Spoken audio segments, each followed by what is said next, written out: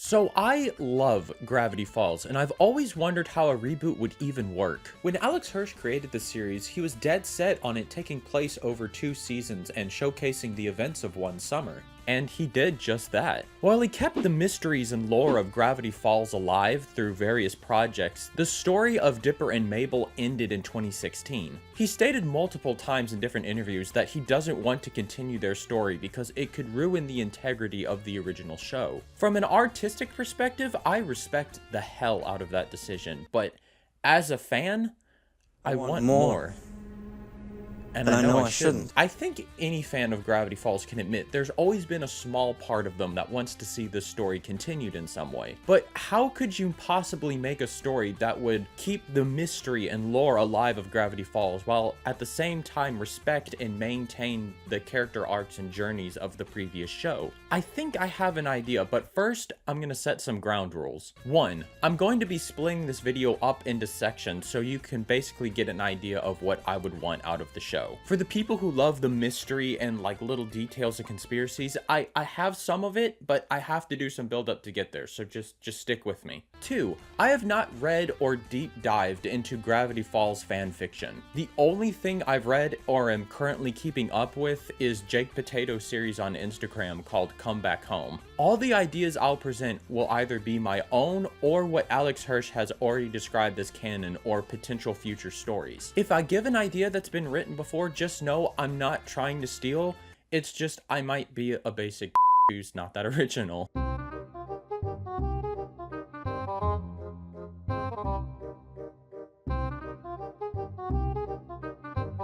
And 3, this is not going to be an episode by episode pitch, because that video would just take so long to do. Instead, I'm going to be setting up the pilot, important episodes and character moments throughout the season, and then conclude with the finale. With all that being said, here's my pitch for a Gravity Falls reboot. At its center, this story is about the relationship between twin siblings Dipper and Mabel Pines, and like the first series, I want this reboot to continue their journey. Their arcs in the original are about them transitioning from childhood into their teenage years. Both of them struggle with the concept of growing up, they just do it differently. I've discussed this concept ad nauseum on my channel before, so for viewers who have seen those videos, I'm sorry, I gotta do it again for the sake of this video. Dipper's main problem is that he wants to be an adult, and Mabel's main problem is that she doesn't want to grow up. By the end of the show, they both learn to embrace their childhood while they still have it and decide to face the future together. It's a big transitional moment in anyone's life, but I think the next big phase of adolescence is leaving your teenage years and going into your college years. When you're there, almost every decision you make is on you, and it's a time where the safety nets and people you once held close start to drift away. So for characters that ended the show with the promise to stick together through their adolescence, what would that look like when they reach the end of it? At the start of the series, I would have it take place 1 week after the twins' high school graduation. This time, instead of Dipper, Mabel narrates a montage of their time there, the ups and downs, and like they promised, they were always there for each other, no matter what.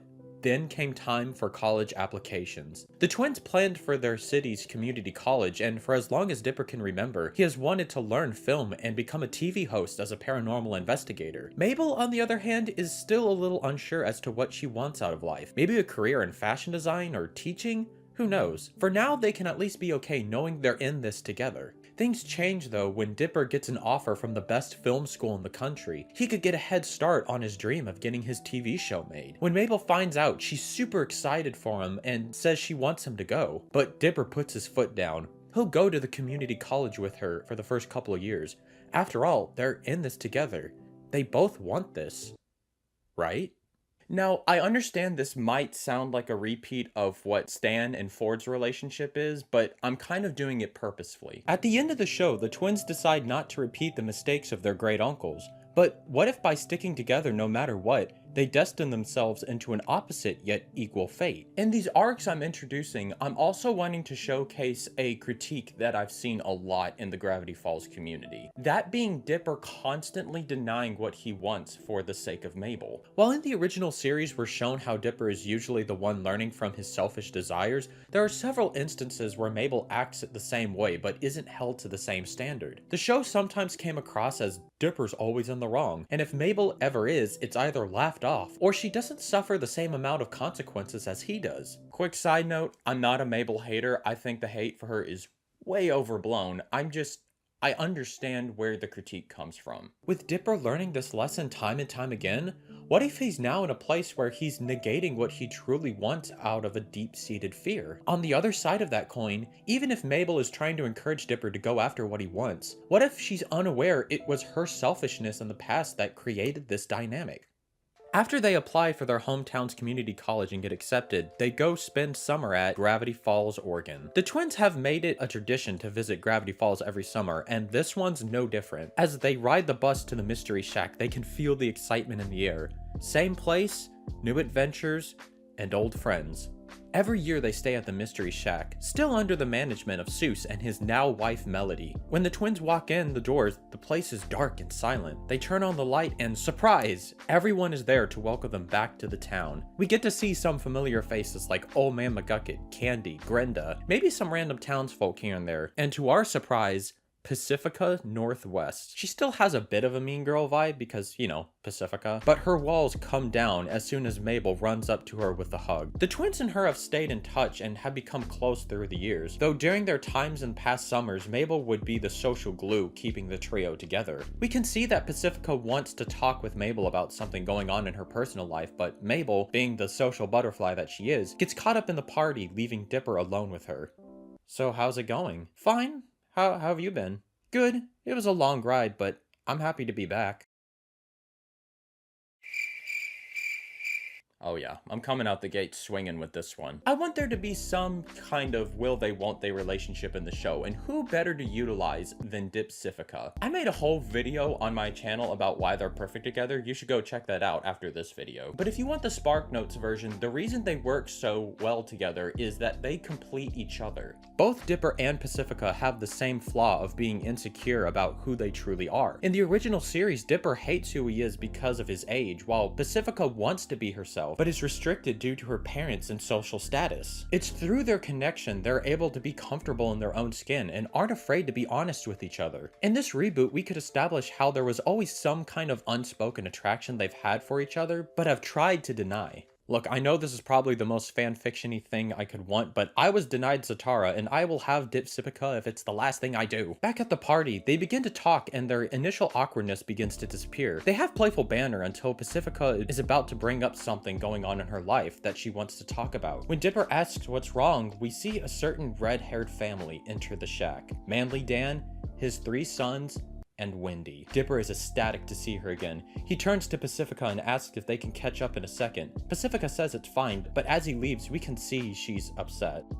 As Wendy stands there, Dipper sneaks from behind, about to scare her until she notices. She grabs him by the arm and pins him to the ground. "Do you yield, Pines?" "I yield! I yield!" She laughs as she helps him up and goes for a fist pump. "Good to see you, man." "Yeah, good to see you too." Wendy and Dipper's relationship is one of my favorite parts of the original show. While a lot of it can be super painful to sit through, the plotline of your first crush and unrequited love is a struggle anyone can relate to, and the first 2 seasons handled the emotions that go with it beautifully. As far as where the two are now, Dipper no longer has a crush, and they share a deep bond akin to an older sister, younger brother dynamic. No, there will not be some kind of love triangle bullshit. Sorry, not sorry, Windip fans. Mabel and Dipper take a moment to look around at everyone they love in one room together. Wait a second. Where's Great Uncle Ford? And Grunkle Stan? Look dudes, I hate to say it, but I got a call from them like 3 days ago. They're still out in the Atlantic hunting down some treasure thing. They're not gonna be here for about a month. A month? That's a third of the summer. While the twins are clearly distressed about the situation, Grenda throws on a record to lighten the mood. Everyone starts celebrating again, but Dipper notices Mabel go to the corner of the room by herself. "Are you okay?" "I'm just not in the party mood right now." Dipper's about to leave, but he stops himself. Mabel needs him. He knows it. He goes back and reminisces about the shack, talking about summers past with all the things they did, and she eventually comes to the realization that they can still have a good time without Grunkle Stan and Ford. "I'll miss them too, but it's only a month, and right now we have an entire town here wanting to spend time with us. What do you say?" "Yeah, let's go. Thanks, Dipper." Awkward sibling hug? Awkward sibling hug. Pat, pat. They head back and socialize with everyone. As the party dies down, it's just the main group. They all laugh and enjoy each other's company. Mabel looks around at this amazing second family she has. This summer is going to be perfect. As everyone goes to sleep, we see Seuss go into his office. He turns on the computer and a text screen comes up. Twins have arrived. Upset at first. Okay now. Seuss, you can speak normally. Though our translated text sounds like a robot's voice, we don't have to speak like one. Affirmative. Sigh. How much longer will this take? I don't know how much longer I can keep this up. You have to, Seuss. No one can know. Especially them. Just keep us updated on what's going on. Okay. I trust you. Good night. Seuss shuts the computer off, walks out of the office, and locks the door.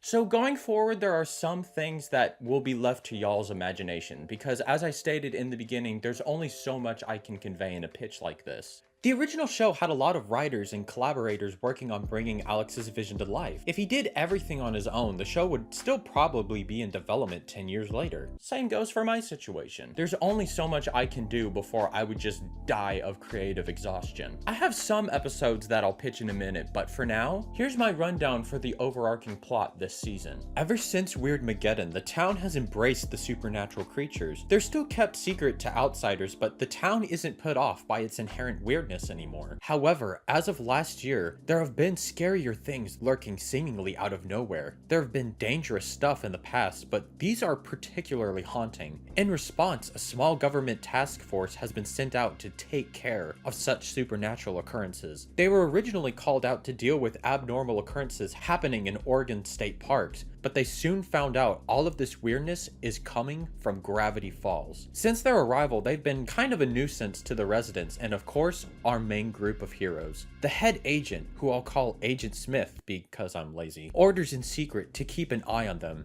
in particular the Pines twins. His number one goal is to stop this weirdness from taking over, and it seems as if Dipper and his friends are always around when weird stuff happens. The agents in the gang have a bit of a rivalry going on. Kind of like in the movie Twisters, how you have a ragtag group of heroes chasing down storms, but they periodically have to go up against a bunch of jerks who don't care about others and are better equipped for the job. But instead of chasing storms, you're chasing cryptids and your basic Gravity Falls shenanigans. In their encounters, Agent Smith tends to have it out for Dipper in particular. Even though it seems like Smith has everything Dipper wants in terms of resources and a career, the reason they fight is because of their opposing philosophies. Dipper wants to be a researcher while at the same time protect the people of Gravity Falls from potential dangers by any means, while Smith strictly adheres to governmental protocols and isn't as concerned with research as he is eliminating all abnormalities. Their feud is in the smaller moments of episodes, so you can fill in the blanks for now. Just know that Smith is a massive jerk, and anytime he gets the better of Dipper, he always makes sure to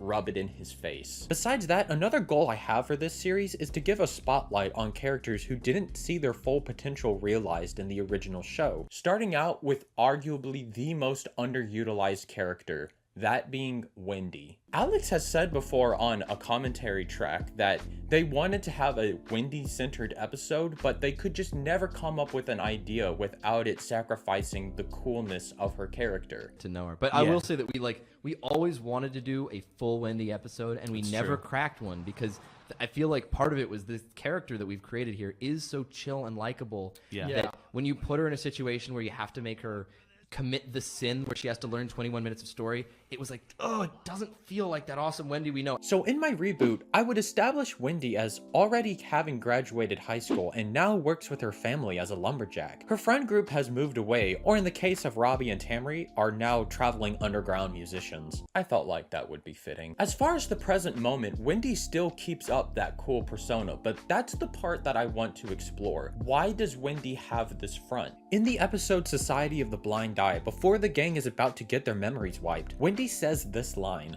Okay, I'm not actually laid back. I'm stressed like 24/7. Have you met my family? While this could be seen as a throwaway gag, it gives us a far more interesting look into her character's psychology. Her father and three brothers clearly lost the plot years ago, and Wendy seems to be the only calm presence around. But if you look at her family, What's the one thing missing?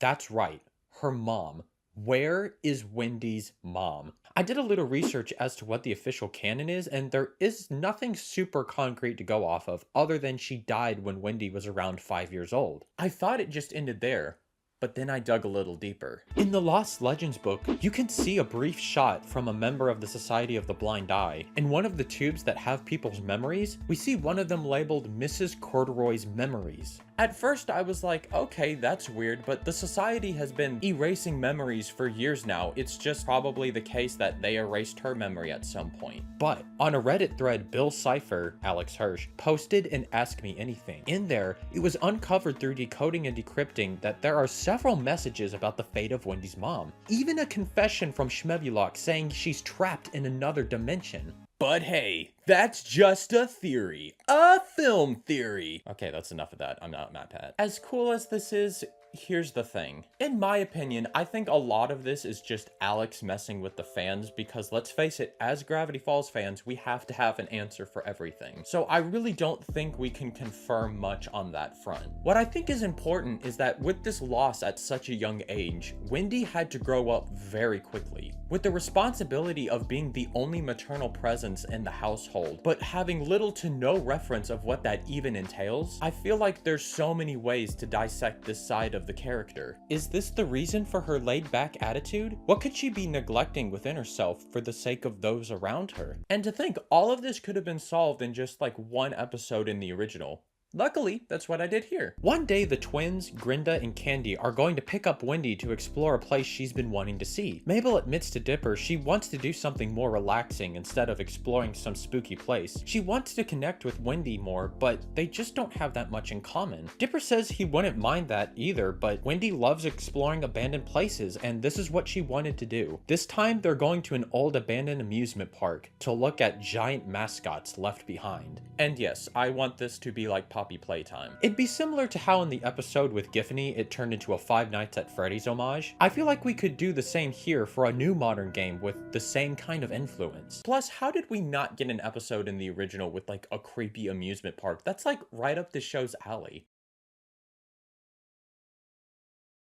They get to her house and she's nowhere around. Mainly Dan, in his aggressive tone, says she's out in the woods and they're welcome to go find her. When they go searching, they end up finding her on the hillside doing something they never imagined. She's painting the surrounding woods and horizon perfectly.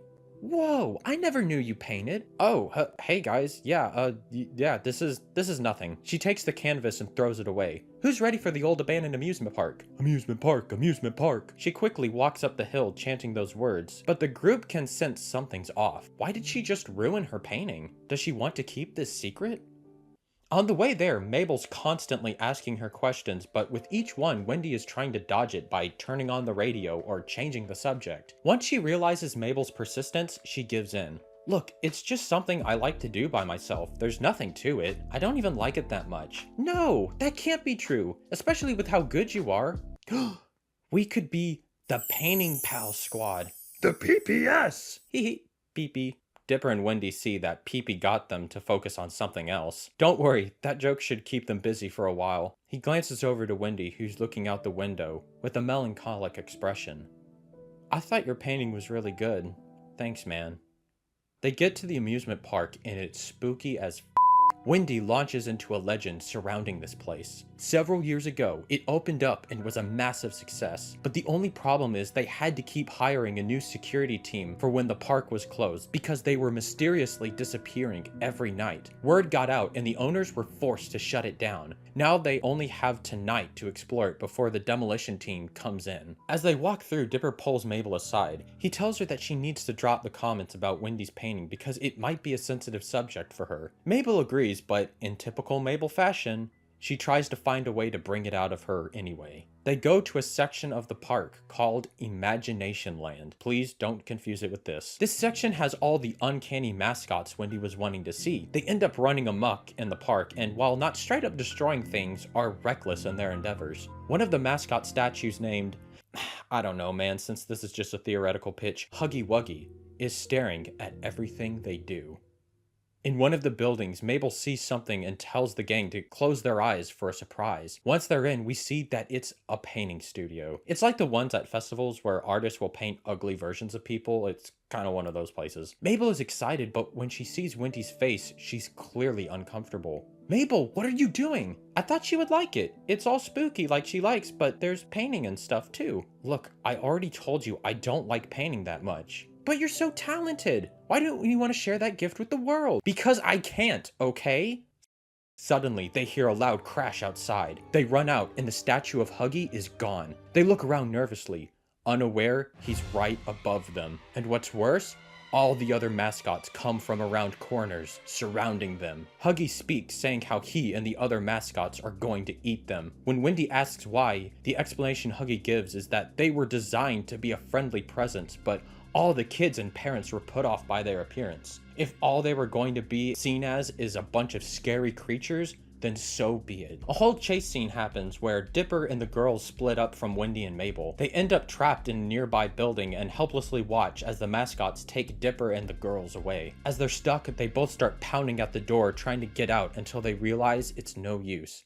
They're stuck. They both sit against the wall as Mabel begins apologizing, saying this was her fault. If she didn't lead them into the building, they could have seen Huggy come alive and escaped in time. Wendy stops her. No, this one's on me, Mabel. If we just chilled at the shack, we wouldn't be in this mess. Mabel then asks her why they didn't. Wendy explains how she and her mom used to paint together when she was young. After she passed away, Manly Dan would get super emotional anytime he saw a painting, even in museums because it reminded him of her. Funny bit here of Manly Dan punching a high-dollar painting in a museum. It was a passion Wendy had, but her dad and brothers needed her, so she put it away. Not only would the lumber business fall apart without me, but my family would too. I don't have time for it. Then why were you painting today? Well, I don't know. As Wendy gazes at the ceiling, Mabel tries to find the right words. You're a great person, Wendy, and I know your dad can be a lot, but he loves you, and I think he would love to see your work. I don't know about that. I know he would! But if you don't want to, you don't have to yet. That's cool too. I just want one of my best friends to be happy. I know you do. Thanks, Mabel. They suddenly hear the screams of their friends. They peek through the debris to see how the mascots have tied them over a pot of boiling queso. Because, I don't know. It just felt random and weird enough to be in a Gravity Falls episode. The two girls end up saving them and destroying the mascots through lumberjack ingenuity, or as I like to call it, corduroy badassery. As they make their way out of the park, Mabel goes to Wendy. I'm sorry again for pushing you back there. It's okay. It kind of felt good to talk about those things. Plus, I must admit, even though it can get old, the lumberjack and apocalypse training come in handy every now and again. The group goes back to drop her off at the house, but Manly Dan sits there waiting. Uh-oh. He's probably wondering where I've been all night. I can deal with this. I'll see you guys later. As they back out, Mabel sees Manly Dan pull out the painting Wendy made in the woods. As she looks closer, she sees them having a discussion, but it's from the car, so she can't make anything out. Wendy is uncomfortable seeing how he has the painting, but Dan quickly has tears in his eyes as he smiles. He says something to Wendy. Whatever it was, it causes her to run up to him as they embrace in a hug. And that's my idea for a Wendy-centered episode. Obviously, there's a lot of details that I overlooked. I didn't even have a B story or like that much comedy in it, but I feel like this idea not only showcases Wendy's home life, but also gives us an explanation as to why she's always so stressed out. For the rest of the series, I would want her character to grow and realize she can get more out of life. She doesn't have to put up a front all the time. She can want more than just to be a lumberjack. She can be vulnerable with those closest to her. Next up on characters that deserve more exploration is Pacifica. Now, deciding what to do with her, it's not like with Wendy, where all you really needed was an episode to flesh them out more, cause let's face it, the original series did a lot of the heavy lifting. But with Pacifica, and considering how much she's going to be interacting with the twins, and specifically Dipper, her arc and growth are kind of in the smaller moments of episodes. As we know, the Northwest had to sell their home to pay off their debts after Weirdmageddon. While they still have more money than the average person, it puts a huge strain on not only their lifestyle, but their family. In the beginning, I said how Pacifica was wanting to tell the twins something, and we eventually find out that her parents have gotten a divorce. I think the subject of divorce and how that's affected Pacifica could be really interesting for her character going forward. Not only in the ways she's grown to be resentful of her parents, but also how this relates to the twins' current state at home.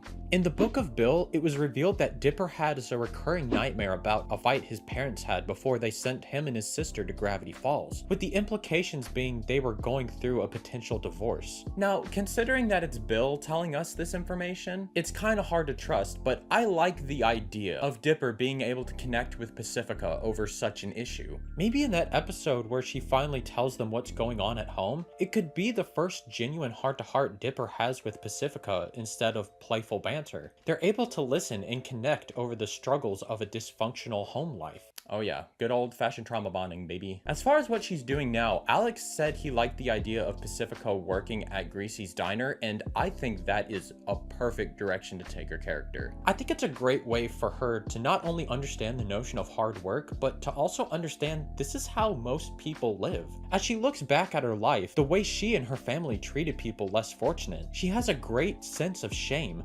Not only for herself, but the people she associated with. In the original show, her parents are, well, her parents, she's kind of stuck with them. But from what we could see, most of her friends were probably there out of fear or wanting something in return. Now that she's lost her status, how would everyone respond? How would her former friends now treat her? What if as a kid she was the bully, but once she entered her teen years, she became the bullied? Throughout this theoretical show, she goes on adventures with the twins on a regular basis. But we can see, as well as the side characters, her and Dipper clearly have a thing going on. All things come to a head in an episode I like to call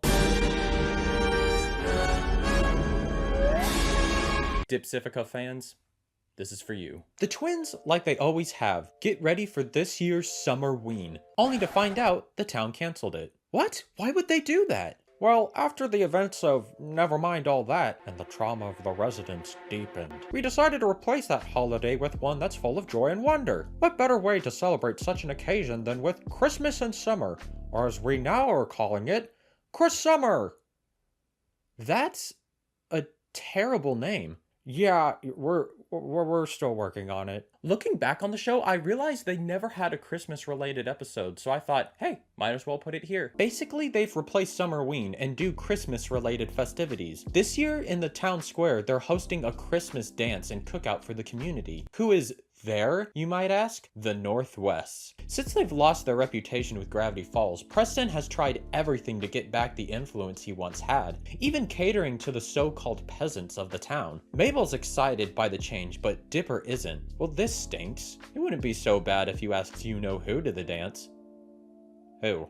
Oh, come on. We all know you like Pacifica. What? We've seen the way you talk to each other. I bet she would love to go with you if you just asked. But he's too chicken. Guys, this is Pacifica we're talking about. She's just a friend. I could ask her easily. Dipper heads towards the door. Better yet, I'll go to her house and ask her, straight to her face. Hey, can we talk for a second?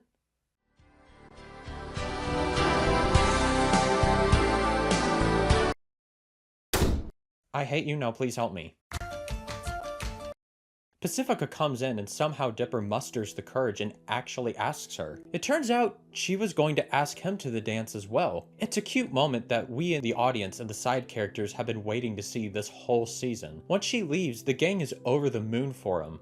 They get to the party and the entire downtown is decorated in Christmas aesthetics. When Dipper and Pacifica head to the dance floor, however, she notices something in the corner of her eye. Her old friend group, led by Tiffany. They make some snide remarks towards her and Dipper, but Pacifica's just as snide back. They head away from them and Dipper asks if she's okay. Of course I am. I don't need them. Okay, cool. That's why I want to destroy them, and you're going to help me. Awesome. Wait, what? My dad's made a competition for whatever couple dances the best gets a prize. He wants to give it to someone in the town, but you and I are gonna get it. That way we ruin his party and we stick it to those jerks over there. Pacifica, I don't know. Come on, Dipper. They're the world's worst chain, remember? Okay, I guess. Great. She drags him out there and they do the most complex dances all through the night. Dipper has no clue what he's doing, but Pacifica was trained how to dance because she was rich once. And as we all know, rich people know how to dance. She orders him to follow her lead, and to everyone's surprise, they're really good. Meanwhile, Seuss has been acting strange, like his stomach is hurting. Melody, Wendy, and Mabel ask what's going on, and he says it might be food poisoning. He runs to the bathroom where he begins to panic. Something isn't right. He coughs up a mysterious black gunk until he suddenly starts to projectile vomit like a fire hose. All this black gunk begins to merge together, slowly, into a creature. He runs out of the bathroom and gets to the group, still in shock. I can't believe it. He's back. Sweetie, what's wrong? Who are you talking about? Look. Trick or treat, old friend. Back at the dance, Dipper and Pacifica are like Dua Lipa and dancing the night away. Dipper's letting himself go and is having a fun time. So is Pacifica. For a moment, she's actually enjoying this moment with him. They go for a break, and while he's away getting drinks, Tiffany goes to Pacifica and says she's actually good out there. She then invites Pacifica to a party at her parents' house afterwards. What do you say, Northwest? You win? Gladly. Pacifica runs to Dipper and tells him how they were invited to Tiffany's party. But to her surprise, Dipper seems mad. Why do you even want to go there? Don't you hate them? Of course I do. That's why we can sabotage it in some way. Quick, what are some ideas? You know, for someone who claims to hate them, it seems like you really want their attention. Like, all the time. They get into an argument and Dipper realizes that Pacifica is still so spiteful. She may not be in the world's worst chain, but she's spending all of her time trying to get back at them rather than be happy for what she has now. Pacifica tries to strike back, but honestly doesn't know what to say. Suddenly, the gang runs up to Dipper and tells him the situation, but it's too late. Screams are heard throughout the party as the summer-winged trickster is consuming everything in its path. Dipper asks how he came back and Seuss has no idea, but in the commotion, Wendy gets consumed by the trickster. The task force comes in and tries to battle with him before he makes his way into the sewer. Agent Smith calls the mission off. Are you crazy? It got Wendy! We have to do something! It's too dangerous. You want to kill yourself? Be my guest, kid. The group goes to the sewer grate until Dipper is stopped by Pacifica. Are you crazy? That thing could kill you. I fought it before and I'll fight it again. But she's important to me, Pacifica. She's my friend. You don't turn your back on people who care for you. The group heads down into the sewer, leaving Pacifica alone. The gang makes its way into a creepy area in the sewer where the trickster waits for them. It reveals that a part of him existed within Seuss after he ate him. He never came out because he respected him for admiring his candy, but since the town decided to get rid of Summerween, he took it as an insult, and their punishment is destruction. They try to eat him like before, but he's solid candy. Their teeth would break off. Hijinks ensue, and once the gang is cornered, that's when a giant wave of boiling water comes and sweeps him away, melting his hard exterior and giving Wendy the chance to escape. She wakes up in a daze, but is okay. They look to where the water came from to see none other than Pacifica smiling nervously. I just turned this wheel. I wasn't sure what was going to happen, but I guess it worked. The group shouts her name in admiration as they all run up and embrace her. You saved us. Of course, you don't turn your back on the people who care for you. Once they head back up to the destroyed Christmas party, the group leaves Dipper alone with Pacifica. I'm sorry for ruining your night, Dipper. I wanted to get back at them for tormenting me so badly I ended up hurting you in the process. You didn't ruin the night. We got to dance, and you killed a monster. That's gonna be most of our dates in the future, so get used to it. Dates in the future? Well, yeah, you owe me. Are you trying to get me to ask you out, Dipper Pines? Yes. Yes, I am. Okay, then. How about tomorrow at 6, after I get off work? Done. Suddenly, a Christmas tree collapses beside them. A branch over their heads has a mistletoe. I guess, come here.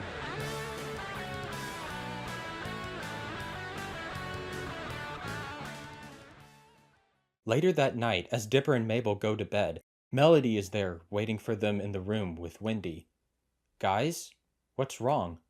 Wendy goes on to explain how, when she was inside the trickster, she somehow was hallucinating images. Since he was inside Seuss for so long, she could see parts of Seuss's life. he hasn't been telling the truth. In one of the images, she saw Stanley fighting Stanford, and another shot of Stanford talking to Seuss saying, "Trust no one." All I know is two things. Stanley and Stanford aren't safe, and they're here in Gravity Falls. Woo! Pacifica is now a thing, but now it's time for seriousness. And what better way to show the seriousness of a situation than with a... That same night, Melody takes Wendy home. Dipper tells her if she remembers anything else, call them. As she sleeps, images rush through her head until she wakes up. Seuss's computer.